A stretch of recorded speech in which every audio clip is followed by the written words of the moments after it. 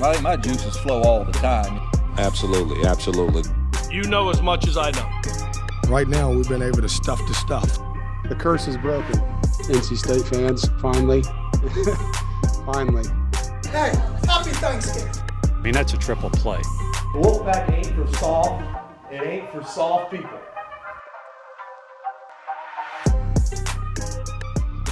Well, now we know what the best version of NC State basketball looks like. Welcome back to Pack Therapy.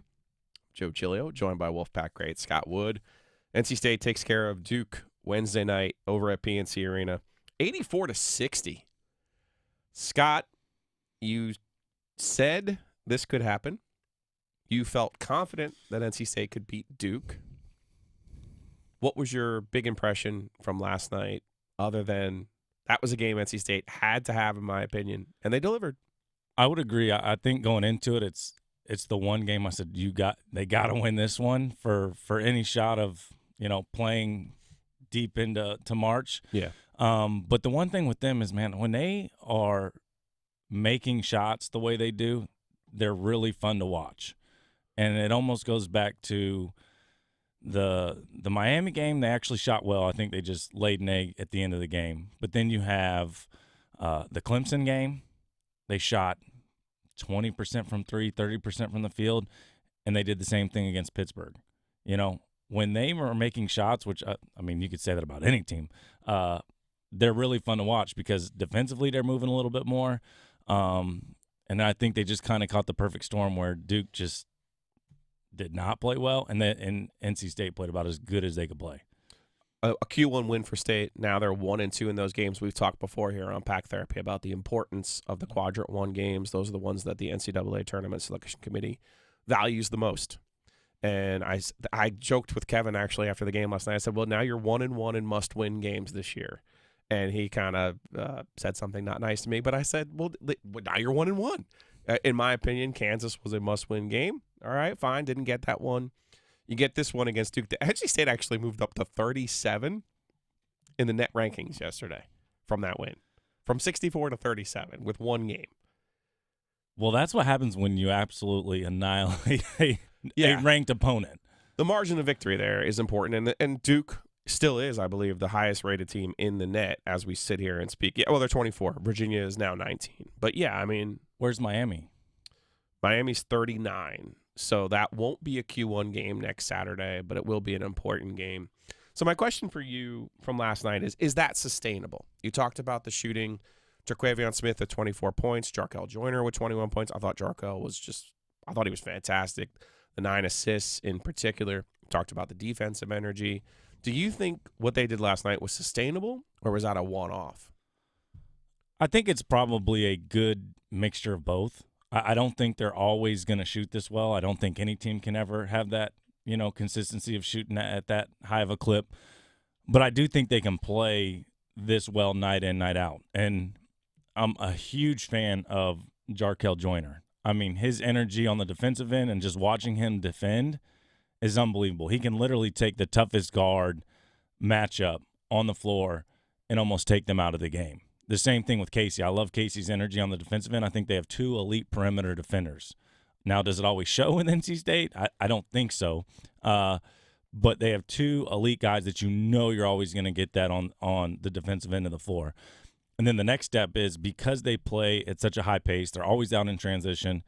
When they're making shots, it makes it a lot easier on them. But if they're missing those shots, I said it, we kind of jumped up to that lead, and I'm like, all right, we're playing really quick, and we're getting a lot of and ones on the break and a couple transition threes. If they're not making those shots, that's the other team coming back in transition and makes things a little bit easier on them to get out and get some easy ones as well. So, again, I mean, it's just I think it's one of those things that you're going to see a lot of nights that are like this because of the way they play, but it really is kind of falls on if they're making those shots and making good decisions in transition and not letting the other team leak back out. NC State for the game shot 47%. So it's not like they had like a crazy 70% game or went completely bonkers from 3. They ended up 10 of 26 from 3. Obviously, Smith and Joyner, the 3-point shots that they made, they combined for 9. I thought it was important for them to get going from 3 yesterday. When you look at it, though, DJ Burns adding the points that he did, and early. I thought the tone for this game was set in the first half. Yeah. You know, thanks, Joe. Captain Obvious, it was 15-0. But I felt like NC State pushed Duke around. I thought they were more physical than Duke, and I thought they just basically told them, we're more aggressive than you are tonight. We are more desperate than you are tonight, and we're just more interested in winning this basketball game and being here than you are. Yeah, and I think that's a mixture of – it's going to say weird for me to even say it, but NC State is a older team. Jarkel is in his, fifth year? Yeah. DJ's junior. Is he a redshirt junior? So they've got guys, Casey Morcell, they've got guys that have been around the block. And then you get Duke, who is a predominantly younger team, one or two upperclassmen, Jeremy Roach, junior. But they came out and they're only 4 games into their ACC schedule as well. So I just feel like they played like freshmen. They played like their age. Now, I don't think they're going to do that every night because I think that, Shire's going to get into them a little bit, and they're going to start to realize, like, the ACC is no joke. They're going to have to come and play every night. They can't take a night off, and it looks like they played like freshmen. But, again, I think that's to the point of, Coach Keats wanted to bring some older guys in here. He did that, and I think it showed. Nice cat and mouse last night, I thought, particularly in the first half between Kevin Keats and John Shire. Burns didn't start. Ryan Young didn't start. And you knew those were two guys ticketed to match up with each other. It was Lively, Derek Lively, who's top 3 recruit in the country, ticketed as one of these next Duke NBA guys. I think he's just a 5. I'm not sure. I'm not seeing much special in him other than you could see that the athleticism is there, and you can't teach 7 foot. So he starts the game. EB Dewana, much criticized for all of last year. One of the things that I talked about with EB last year was if EB could just play 10 minutes. Yeah. Or 12 minutes. If it was just doses of EB instead of 30 minutes, you'd be like, oh, well, this guy's effective. This guy's helpful.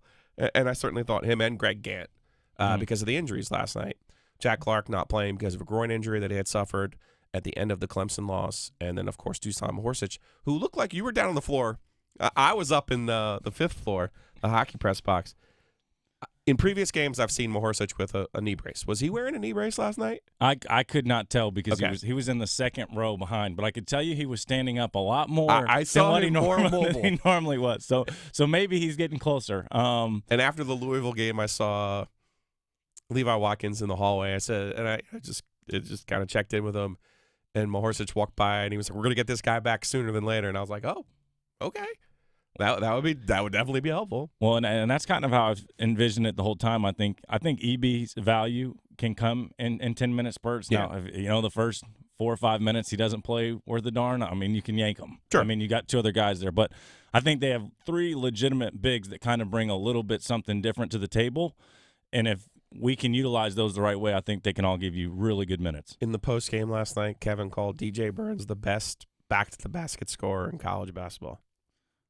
I mean, I know the specific point that he's making. It's a bold strategy, Cotton. I will say that. But well, I guess his point is nobody really scores with their back to the basket anymore. Well, I would agree with that. Yeah. Now, the one thing I really like is, and again, this is just how NC State's offense is set up. NC State's not a very good half-court offense team. Right. So when they got in half-court, they got into some trouble. But the fact that you can throw the ball in there, and he can draw fouls, get to the free throw line, which, he's got to get a little better at shooting free throws.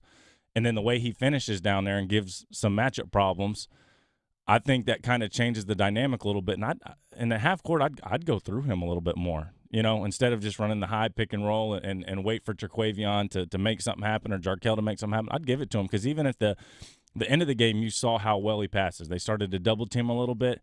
He made some great passes out there. For granted, I think one of them ended up in a pull-up and the other 2 were misses, but he makes really good decisions in there, and that's something that you're going to need in the half court, especially in the crunch time when the game is tight and you got to slow it down to give the ball to him inside. Yeah, I thought Shire made a nice move. It was 24-16 after the really sluggish start, and he went zone, and it was a 3-2 Syracuse, Jim Boeheim type of zone, and Kevin made a nice move, put Burns in the middle of the zone. Yeah. So I thought there was a nice back and forth between those 2 coaches last night. I thought the way that Joyner particularly closed the half, not just the contested 3 in the corner at the buzzer, But it seemed like every time Duke in that first half wanted to make it interesting, wanted to put some sort of game pressure on NC State, it was Joyner that had the answer, and it usually did start on the defensive end. And I just think I think this team really, I mean, obviously you got Terquavion, but I think this team runs with Jarkel. I mean, yeah. Even in the second half, we made a couple questionable decisions in transition that gives Duke an opportunity to come back. Jarkel would just go get the ball, slow things down, and go from there. And I think that's just leadership from him. That's understanding the game. That's him having the experience. And he gets it. I mean, is he going to have a great game every game? No, he's human. But I really do think the team kind of goes with him right now. Without Jack Clark, without Mahorsic, I thought maybe we'd see a little bit more LJ Thomas last night. But Greg Gant, a kid a Fayetteville kid, starts his career at Providence, comes here last year. He's kind of hurt. Didn't really know how he was going to save some of his eligibility. So he ends up not playing at all. And, I think he just kind of feels like one of those guys who may never be healthy. Yeah. But he ends up playing last night, played 30 minutes last night. And again, he's not going to score a whole lot for you. I think he ended up with 4 points. But I thought there was good energy there. There was good defense there. And I thought those are the kind of things that if everyone understands their role. Yeah. Like, you think about your best teams. CJ Williams. Alex CJ Johnson. For better or for worse, CJ was the bus driver. Yeah. And when he was going and everybody knew, like, we're going through CJ. Yeah. And Rich, we need you to rebound. We need you to set screens. Yep. Scott, we need you to make shots. Yeah. Like, please, make an open shot. Zoe, we need you to create a little bit. We need you to be aggressive. So I think that's one of the things that Kevin's been missing. Mm-hmm. Are these distinct parts and these distinct roles for the players. And he talked about this last night, actually. He said, while we do have older players and we do have better players, they still haven't played together. Yeah. So yes, Jarkel is an older player. Yes, DJ's, was the player of the year in his conference last year. But they're still learning how to play together. And I think you're seeing some of that maturation and some of that, some of that learning process. And it can't get any better than last night, can it?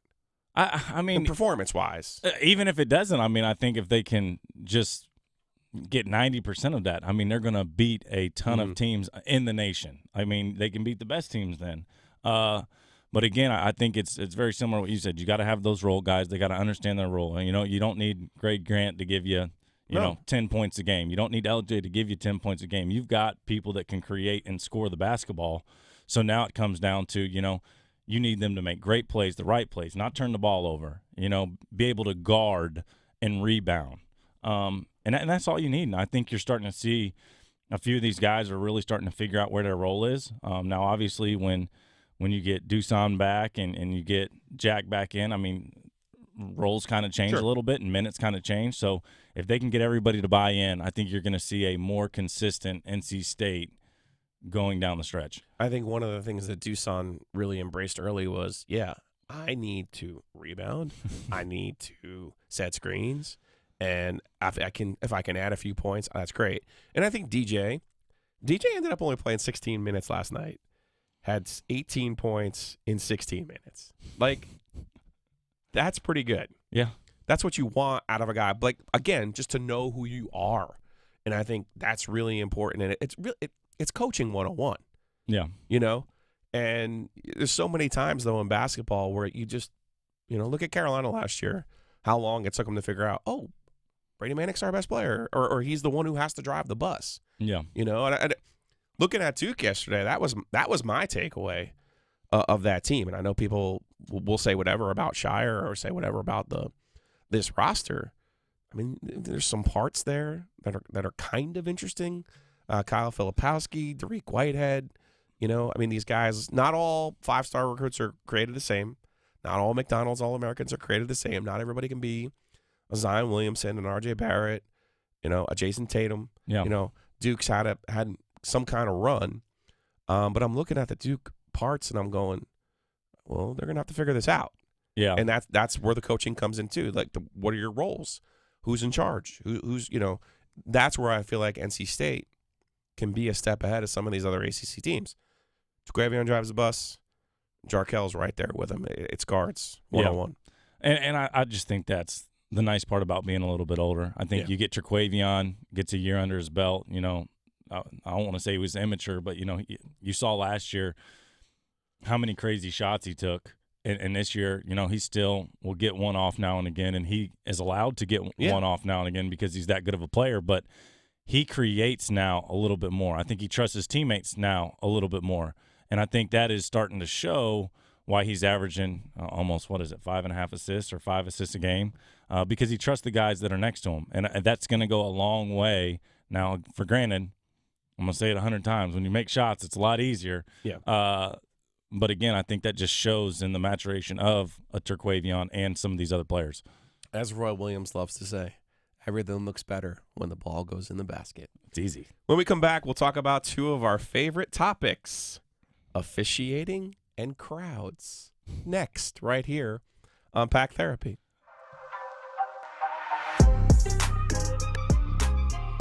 Welcome back to this episode of Pack Therapy. You know, Scott Wood, I missed you last week because I had Mike Glennon. We talked about NC State's bowl matchup with Maryland, and I fully expected this week to be a conversation about, well, you know, NC State's football team, they closed the season the right way. They beat Maryland. They're on their way into the off season, right? And I fully expected Clemson. They always kind of have NC State's number in hoops, and then I expected them to lose last night to Duke. I did, especially the way they had been playing and dragging. I didn't have the faith that you did. All right. So, however, it's the football team that ends up losing to Maryland. It's the basketball team that ends up beating Duke. And so here we are now getting into two of my favorite topics after 25 years of covering such things. What did you make of the crowd last night at PNC Arena? It wasn't your typical NC State Duke crowd. As I have been on social media, I've been very critical this year of the NC State fans showing up. You know, I'm getting a lot of, they stunk last year, so they don't want to come, which feels like they're taking it more out on Kevin, which Kevin could care less what people think of him. But it's more about the players, and that's always been my thing is fans have more of an impact on your recruiting and all this other stuff that people don't really realize is, you know, even if Kevin gets fired next year, if I'm a head coach looking to go somewhere and I look in the stands and I said, oh, they played Duke, let me see what look in the crowd and there's open seats. It's like, oh gosh, this atmosphere isn't very good. But it's not what I've expected. You know, I've had these conversations with Levi. It's been down, you know, understandably they were really bad last year. So I mean, I get it, but it's almost hard to go to games because the atmosphere hasn't been great. Now, for granted, even at 75% capacity or whatever it was last night, I feel like it was loud. The fans were into it, but it's just not what I've expected out of NC State basketball for a long time. All right, so 7 o'clock game on a Wednesday. There's some traffic issues. It was the biggest crowd of the year, 15,188. Capacity for PNC for basketball is 19.7, a little bit more than 19.7. So it wasn't a bad crowd, number one, but it was not Duke, Carolina, which is what you would normally see, you know, ears splitting, loud as it can be, total fever pitch. Now, the students are out of session right now. That's a part of it. Yeah. I think we talked about this a lot with Mike Glennon during the football season. There's always three parts to a fan base. There's ones can't stand the coach. There's this usually a larger middle where they love the school and doesn't really matter what's going on. Yeah. But, you know, when good things happen, you get that middle grows, right? Yeah. And then there's like another third where they're like, you know what? I love this guy. He's the best coach. He walks on water. He's awesome. Yeah. Right? So that portion right now is Kevin doesn't have many in that camp right now. Correct. The third that's like, oh, this guy stinks. They need to get rid of him. That portion is growing after last season. What he needs to win back is more of that middle. Mm-hmm. And games like last night will give him a chance to win back more of that middle. I will say, first of all, tickets are not cheap. Okay? That parking's not cheap. Parking's ridiculous. Parking's That's not my cheap. biggest pet Tickets peeve. are not cheap. 7 o'clock game. A lot of people work. Get in there. Fine. So so I'm not blaming anyone for not going last night. It is more of a snapshot to me. Because, again, I was upstairs. I was on the 5th floor. So you see who's in the building. Now, there were people in the upper deck. I think it's the first time this year they've even had to open up the upper deck. Yeah. Correct me if I'm wrong on that. college basketball itself has changed a lot, even since you played. I agree. You know, like it's hard to keep track of who the heck's on which team. You know, without a roster last night, would you know who's on Duke? And I get their roster changes every year, but, you know, you can usually tell who Duke's star is before the game. And I'm not blaming it on Duke. I'm just saying college basketball in general has changed. And again, I'll get back to the financial commitment, particularly after the holidays. Okay. Yeah. Those are all reasons why things changed. Now, next Saturday's game, they play Miami at home. Even 5 years ago, I would expect that to be a sellout. And it may depend on what happens against Virginia Tech. And I think you and I both have a very similar idea of what might happen against Virginia Tech on Saturday. You know my opinion of Mike Young. But I think that weekend, a Miami game, Miami's leading the ACC or was before last night. I think that's a real chance to see more people in the building. And if there's not, that's where the administration needs to step in and come up with more promotions and more ideas and ways to get people in the building, because I get it. A lot of people would at some point we'll do the whole Reynolds thing, but it's like, I get it. A lot of people would love to turn back the clock and get in the DeLorean. But the truth of the matter is you play in a building that holds 19,000 people. So I think what you're saying about fans and about players and recruits, that's what matters. Not my opinion, not a silly, Twitter shot that I put on, about the crowd, however anyone wants to interpret it. It was more of just an idea of letting people know, okay, this is what's going on. Yeah, and I think that's where the university also has to be smart. They have to have an understanding. Like, when I go in there and pay $20 for parking, that's a little bit absurd. To get in the door. Yes. So actually, to get your car into the lot. That's not even to get into the door. So I do agree with that. There's a lot of changes that I think can be made to make this a little bit better. And then, I mean, again, I think the Reynolds conversation is a whole different conversation. And I may get yelled at for even saying this, but nowadays these recruits want to play in big NBA-sized arenas. Mm-hmm. Now if we're rolling back the clock back to my day, I understood a little bit of the history because I'm not overly, too old to understand some of those things. But nowadays, these kids don't really fully understand the David Thompson, the meaning of Reynolds. Sure. But so recruits wanted that NBA-style arena. That's why you can't go back to Reynolds. Now, again, we can open up the can of worms of if you win, it solves all the problems. Yeah. I've understood that all the years I've played professionally. If you win, they will come. Mm-hmm. And if you're losing, they're not going to come. But I think at some point we have to say, this team is exciting. This team is winning. We got to get a little bit more traction in the arena. Yeah, that's what I'm saying in terms of now NC State will tell you they have either between 12 and 13,000, the equivalent of 12 or 13,000 season ticket holders. That's commendable, but they need to figure out a way. I know Tom Dundon, first year he's the owner of the Carolina Hurricanes. They hadn't been in the playoffs for 10 years. So he offered a package. Hey, if you spend $90, I think it was, you can get into any game in February that you want. Yeah. NC State should do something like that. Tickets last night were expensive. Yeah. So, and I get it. You got to make your nut on Duke and Carolina in those home games. That's how you make your gate. And I'm not trying to knock the whole entire process. I'm just saying they have to now turn their attention to the program and realize, and part of this, Scott, is the pandemic ruined some of this. Yeah. That's part of it. And it also ruined a little bit of these schools' mentality because all the money is from the TV. Yeah. Remember, all the lights stayed on for a reason because the athletes went out there and played the games and because the TV checks passed. They look at the attendance now and the season tickets that are already paid for as gravy. Yeah. That's what they look at it as. They don't look at it as like, oh, we have to have people in the building, except when you get into the actual vital part of it, which is the recruiting and the player experience. Yeah, and again, my father-in-law is a prime example of he'd rather watch it from home. Sure. And a lot of it happened because of COVID. I think a lot of people realized that, I get a dang near front row seat and I can watch it on TV. I don't have to fight the traffic. I don't got to pay that $20. So, again, I think COVID does have a big part of it. But, like, very similar to what you said, I think some changes are going to have to be made from a marketing strategy. One of my funnest games I ever played in, D-League, Westchester Knicks. This is a crazy story. It was kids' night. So it was I felt like every school in New York took a field trip and we had a noon game, and it was the loudest gym I've ever been in. And these kids were screaming. I don't know if they knew what team to cheer for, but it was just so much fun. Just little things like that. Get some kids in there. Maybe it's a free kids night. Some things like that I think would be a good idea. Give yourself a chance. All right, before we go, what did you think of the officiating last night? And this is not a conspiracy theory. It's more of you played in the ACC, you played against Mike Krzyzewski, you played against Duke. You played in a game memorably at Cameron Indoor Stadium where the whistle was certainly in Mike's pocket. Yeah. So I'm curious, what was your interpretation as a player when you went into a game playing Duke, knowing, hey, we're not getting that call tonight? Number one, and then number two, what did you think of last night?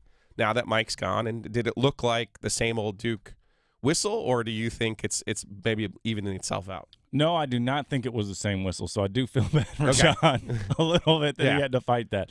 Now, for granted, I think when NC State plays that well, I think the whistle does not play as key. Now, if that game was tight, I'd be very interested to see how that whistle goes. As I told you before we hopped on, Teddy tried to make a couple questionable ones. So Ted Valentine worked the game, and he was with Keith Kimball, veteran, and Mike Roberts, both veteran. I mean, it's a veteran crew. Yeah. I thought they let both teams play. I see Brian Kersey before these games. I give him the same spiel. The head of ACC officiating. He loves to yell at me when I get on this rant. But the truth of the matter is, when you have a Hall of Famer, whether it was Dean Smith, whether it was Roy Williams, whether it was Mike Krzyzewski, your human nature, especially in those buildings, is to acquiesce to the crowd and to the Hall of Famer. Yeah. That's all I'm saying. 100%. And I've always said it. I said, your best players get the calls. That's just that's how it's going to work. And in college, there's more coaches. And the add same coaches thing to with that. the coaches. Yeah. That's how it's always been, and that's how it's going to be. And sometimes you just got to deal with it. But, yesterday, again, I think part of it's probably the blowout, but I thought it was well officiated. I think there was even, I think NC State got a couple favorable calls, but I thought there were some questionable ones on the Duke side as well. I thought State was really aggressive, and I thought they let them play. And I just thought to myself, it's just a different experience when Duke comes over here. And I said this, and go back to the 2012 game. Mark's first year, when you go over there, you're up 20 in the sweat box, and then all of a sudden C.J. Williams and Rich and everyone else has 5 fouls, and you're finishing the game by yourself. And it was like, I had to play the 4. I've never played the 4 in my life. Yeah. So, again, I'm not accusing anyone of being anything other than human. Yeah. And that's what drives Kersey bonkers when I bring this up. But. Well, and every official is lying to you when a lot of these guys understand they reward the players that are playing really hard. If you're diving on the floor and it's going at someone's legs, typically they're going with that slide because they're like, this kid is playing really hard. A couple touchy ones, that if you're reaching or doing this, they're going to get you. But the guys that play really hard, they sometimes let those slide because they appreciate that a little bit more. Now, everybody's going to say they're unbiased and they don't take that into consideration, but they're all lying to you. If you play hard, you treat the official with respect. Because, again, if you start showing up the official, they're going to get you. They're human. They're going to get you. I think it shows, and I think NC State was just the more physical team. They played harder, and they got rewarded because of it. Well, that'll do it for us this week on Pack Therapy. You can always catch us on Spotify, Google.